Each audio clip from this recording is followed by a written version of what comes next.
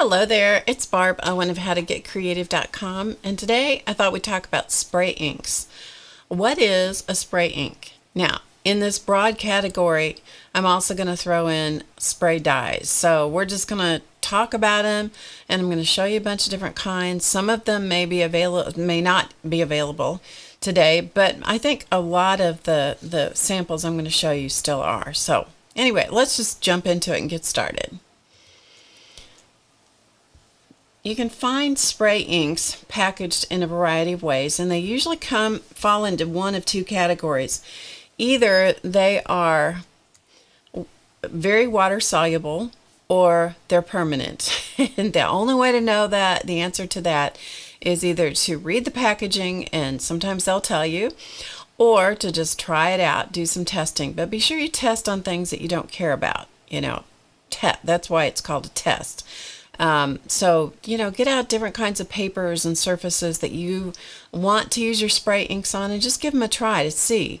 Let them get fully dry and go back over them with some water. Either spray water on top of them and then let them sit and then see if they reactivate, or use a brush with water and brush over it. So you can do that test to see how water reactive they are. Sometimes they come in little bitty packages like this one. Again, this is a brand, I don't know if it's even available anymore, but I'm using it because I want to show you how tiny some of these little packages can be. So the product itself, you probably get just over maybe 1.25 inches to 1 3/8 inches from bottom to top of product. So there's not a lot in this little bottle, but it's very intense. It is a glimmer in the bottom of it. And it comes with a little ball in there, mixing ball. So maybe you can hear that. That will mix that glimmer into the ink. And so it's really nice if companies do that, because then it really helps you get all that product up into the liquid, which is great. So there are different kinds of inks like this available. This is same brand. Here's another one, and this one, seasonal. A lot of inks come out seasonally, and this is one of those. So this was available at Halloween a couple of years ago, and I don't know, because again, it might still be available, I'm not sure. But again, this is packaged in pretty small packaging. You don't get a lot. This is more than the other one, but you don't get a lot in these. So you just kind of have to be aware of what are you paying for, and how much is it worth to you? It might be absolutely worth it to you because you want that brilliant color. So just thought I would show you some of the different ones that are available. Now let's talk about, let's see, let me show you a couple more of these that are kind of moving up the ladder in size. So these are some of the Heidi Swapp color shines. These again are iridescent, and these have 2 ounces. So these are 2 ounces, where those little bitty guys I was showing you are 0.50 fluid ounce. So it's a 1/2 ounce. And that Witch's Brew that I showed you, 1 ounce.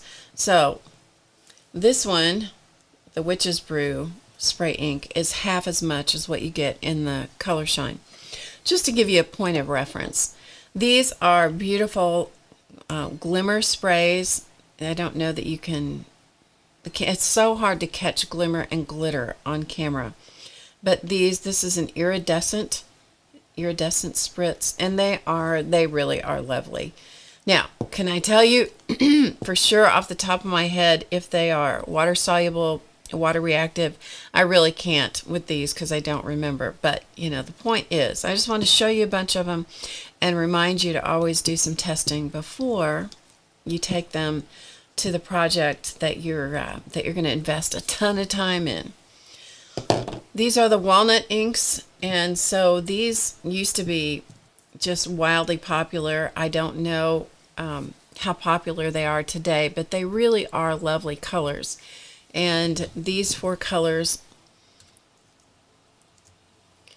are walnut, java, terracotta, and eucalyptus. and they all have a distinctly brown undertone because they are walnut inks, and they really are just, if you like that kind of antiqued look, these are great. These are, as I recall, very highly reactive to water. And again, if you do things like, if you're working on top of a painted surface or a gessoed surface, whether it's a canvas or an art journal page or something like that, you will get a completely different result most of the time than you will if you're going right over a raw surface like raw paper or something like that. But many times I end up using the spray inks as kind of a final finishing sparkle of some kind, or other times I'll use them as a bottom layer in a journal page where I'm spraying over stencils and that kind of thing. So you really need to use the products that you have and do some testing with them just to see if they're going to if you're going to get the result that you're wanting from what you're doing. Some other ones include those from Art Anthology. These are in little metal bottles, so most of the time most of the spray inks that I have are in plastic bottles. These are in metal bottles, which is kind of interesting and unique. One of the things that this company does is they spray a label from every batch of ink, because as I recall, these are handmade in smaller batches, and so they always swatch this bottle of ink on the container, or this batch of ink is swatched on the container. So anyway, I think that's really interesting that you get to see what that ink looks like right there on the bottle. So that's pretty cool. Another very popular brand of ink that's available is the Delusions line of inks. And now these are, I can tell you firsthand, very highly water reactive, but that's what they're meant to be. And they're so intense. These are super intense inks. Now you can use some extra bottles, and you can put some of this liquid into an extra bottle. You can dilute them down if you wanted to do that and get a less intense color. I've also seen a number of people use the spray inks inside of water brushes and paint with them that way. And so that's another option for using your spray inks. The Tattered Angels company has glimmer mists. They are now the Delusions. Let me tell you this real quickly. The Delusions spray inks are not metallic or glimmery at all. These are flat colors. These are very glimmery, and you can see the glimmer in the bottom. These you have to be sure that you shake these in order to get that product, the glimmer, up inside the liquid. You can see it starting to move up into the liquid. My experience is that these liquefy pretty quickly or recombine, and they are beautiful. They're really a lovely, beautiful, glimmery effect. Another product company that's really interesting is the Lindy Stamp Gang company. They ship all of their products to you with just the dry powder in the bottom of the bottle. So you get the bottle, the spray bottle, but it just comes with dry powder, and then you add the liquid. It gives you very specific instructions. It tells you right on here how to do it. You fill it with hot water and you let it sit, and so forth and so on. Follow the directions, and I have found that these are really lovely spray inks and neat colors. They have a line of flat colors that have no glimmer, and then a lot of different of the line is glimmery, and then the Moonshadow Mist has like that walnut ink look to it, so it has it's mostly that brown ink with the whatever the color is. This is silver. That will be what the color of the glimmer is, I believe. It's been a while since I've used these, and these are, I think, 2-ounce bottles, I believe, if memory serves me right. And they're really a nice, really nice spray ink. Again, you always want to test how water reactive is it. What are you going to use it over? Are you going to go over acrylic paint, or are you just going to go straight onto a plain page? You'll get different results. And there's nothing that says you can't take the lid off of this and paint with this liquid straight out of the bottle. So just because it comes with a sprayer doesn't mean that that's what you have to do. Okay, so those cover kind of the main sprays that I have. And so what we're going to talk about now is sort of maybe unconventional kinds of sprays. So let's talk about those first of all. So what I have here I have some KoolAid. I've used KoolAid to make some of my sprays here. And so these two right here, I've labeled them. So this is ice blue KoolAid, this is orange KoolAid, and you can see how it settles out in the bottom. The powder settles out, so of course it has to be shaken up before it is sprayed. And I've put alcohol and water in these bottles, and you can see it settled out on this one as well. And the alcohol tends to make it more permanent on the surface that you use. And the one thing that's really interesting when you work with something like KoolAid, which is a kid's drink powder, so it's very, very inexpensive, and it's a pretty powerful dye, actually. Makes you a little scared about feeding it to your kids, but that's another story. Anyway, back to the dyeing and using it for spray inks. I've found that these are pretty permanent if you have some alcohol in with them, but they make your pages smell really good because they're KoolAid. So yeah, that's kind of a fun thing. Another thing you can use, and this is going to get into the category of spray dye rather than spray ink, and that is using actual fabric dyes and making inks out of them. So this is from the company Dylon. And so this comes as a powder. Let's see, it's a powder. I think it's a powdered dye. Can't remember if it's powder or liquid. Anyway, you can buy them in little pouches in the fabric stores. And I have put them in water and diluted them down to the the strength that I want. And then these, when sprayed on fabric or your paper, will be, once they're dry, these are going to be permanent. You can do the same thing with RIT dye. RIT is also a fabric dye. This is rose pink.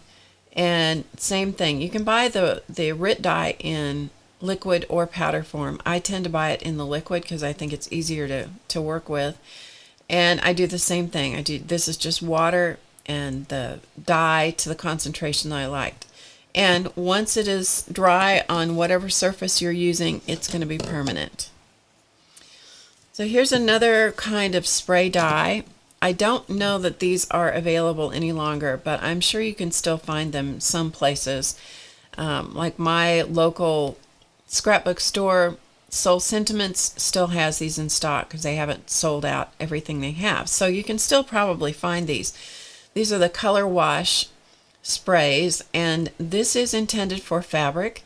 And once you follow the directions on here and use it on fabric, and dry it, heat set it, and so forth according to the directions, this is permanent on fabric. Conversely, on paper, it's never permanent. It will always be water reactive. Beautiful, gorgeous colors, however. So if you can get your hands on some Color Wash sprays, you'll probably be happy you did. And then probably my all-time favorite when it comes to the fabric dyes that I use for all kinds of things are from the company SEI Tumble Dye. So you can see it right here, SEI, and they're Tumble Dyes. These are fabric. They're meant for fabric. They are very intense colors. They come in a wide range of colors. You find them in the fabric section of a craft store. I use them sometimes in their undiluted state, but more often I will put some in an extra spray bottle and then fill it with water, and I always write on the label that it's been diluted. So you can see some of the dilution here, and this is diluted by a lot, and this is really, really intense in color.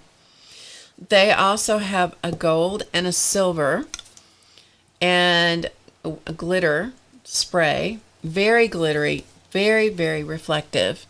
And I do the same thing. So this does not look like much, but let me tell you, there's the silver in the bottom. You see how sparkly that is? This has been diluted a lot.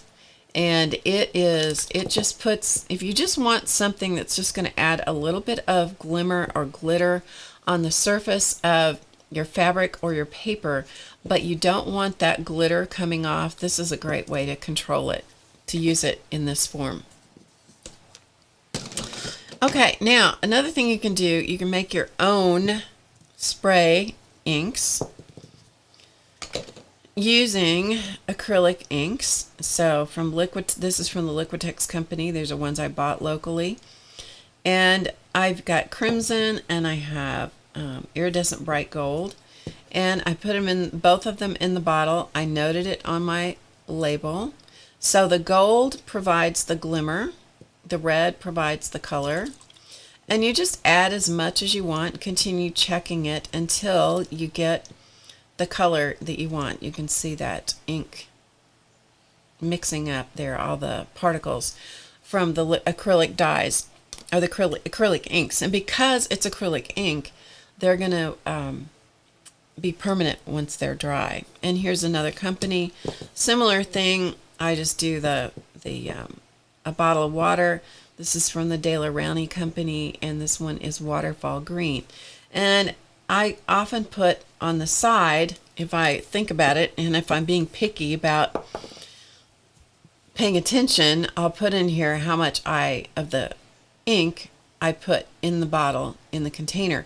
So this was 7 droppers full of the Waterfall Green into the water. By the way, whenever you make up things like this, when you're making your own stuff, please consider using distilled water, because the distilled water doesn't have any stuff in it. Yeah, sometimes if you use tap water, you can actually grow little things, undesirable things. So distilled water is always really good. Or put a little bit of alcohol in it, might help too. Okay, back to this. You can also make your own spray inks using something like the Golden Fluid Acrylic, because these are already a fluid paint, and this is a very, very high quality, very highly pigmented paint, and it doesn't take much to create a spray. And then if you are thinking about it, you might even label it with the date that you created it. That way you can see how long it lasts. I mean, there's not much in there. It shows no evidence of changing or drying up or anything. So this is with the Golden Fluid Acrylic paint. Now, one of the things you have to know when you are making sprays, we'll just call them sprays, because it's not really spray dye, it's not really spray ink, but you're making your own sprays from acrylic paint, you are going to have to spend more time paying attention to the spray nozzle, because the acrylic paint can clog that up. Any of the sprayers can clog up, but paint can really clog up those sprayers. So whenever I use this, I try to remember to take the spray nozzle out and then put it in a container of water and spray it until it's got clear water coming through. That way I know I've flushed all the paint out. So yeah, you might want to do that. One more kind of spray ink that you can make yourself that's really fun to do, and this has been around for a long time, using the Distress Ink re-inkers. So this one happens to be Dusty Concord, and using the Perfect Pearls. Let's see if you can see that. Yeah, the Perfect Pearl powders. These have a fixative in them, and so they will stay on your page. These are primarily meant for paper, and that's how I would use them. But you can use the little sprays like this. If you just want to make small quantities, the little mini misters are great for that. And you can fill them up with water, not quite to the top. It seems like I went about up to here, maybe the top of the letters with water, and added some re-inker and dropped in some of the powder, and then just shake it, and you can make your own glimmer sprays that way. So this is going to be permanent on your page. It's not going to brush off, but the re-inkers tend to, because they are just in the distress line, they are meant to be water reactive. So again, you're going to have to do some testing to see how water reactive is this combination that you've made. Now let's talk about what happens with all these things when the sprayers go wonky, which they will. Okay, there is no getting around it. I don't care what company it comes from. Every sprayer is going to, at some point some point in time, it is going to go crazy. Sometimes you buy it and it's brand new. That's what happened with this one. Okay, this was a brand new bottle of the SEI Tumble Dye. Sprayer didn't work from the get-go. So I emptied it into another bottle, washed out the bottle, and kept it. Why would I do that when you can buy your own empty bottles just like this? And you can buy these any place where they sell travel supplies, because these are the size that you can take when you're flying. So you can buy these. Yes, you can. Certainly can. 2-ounce Mr. sprayers. You can buy those. They usually cost somewhere in the neighborhood here in the United States of about $1. And you want to make sure that you get the lids that are on the clip on the top. Any of your spray inks are going to do better. Any of your spray nozzles are going to last longer if you always put the right cap back on it so that it is airtight. That helps. It's not a guarantee, but it does help keep them spraying longer. Well, one of the things that I found is that sometimes if I just happen, like this one, I just happen to use up all the product from this one. So I washed it out, got out as much as I can, and so I've kept it. And so it is ready to use and recycle for other inks and so forth. If, however, there's one that doesn't work, I'm going to toss the lid, the whole assembly up here. I'll probably keep the cap, but I'll toss the spray assembly because it no longer works. Well, guess what? You can buy from, and that's what I'm going to show you here. This comes from, you can buy them different places, but I want to tell you what the thing is, what to look for. And I'm going to write it down so that you can reference it.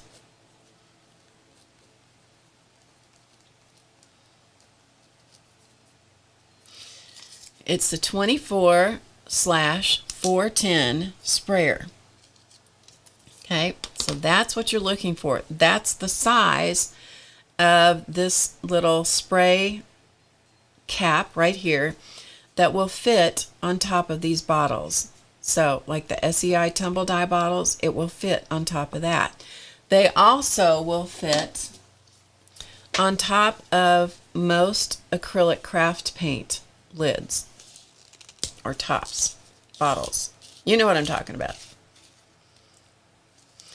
So the tops of these bottles are the same size. So if you use up all your acrylic craft paint, don't throw the bottles away, right? Keep them, because you can recycle them and turn them into spray bottles. Now, what I want to show you about these spray tubes, sprayers, we'll just call them sprayers. They come like this. So they come with a very long tube. The tube, I think, is 6 inches or so. So take the spray tube out of the bottle, the one that doesn't work anymore, and that way you can measure it and clip off that tubing, and I clip it at an angle. Then you can put that brand new one right in the old bottle, because there's nothing wrong with the bottle. The only thing that was messed up was the spray head. So then you can replace that. And the way that I buy these, I buy them from, the place that I've bought them so far has been from American Science and Surplus. Okay, I don't have any affiliation with them whatsoever, but that's where I found them, so I wanted to tell you.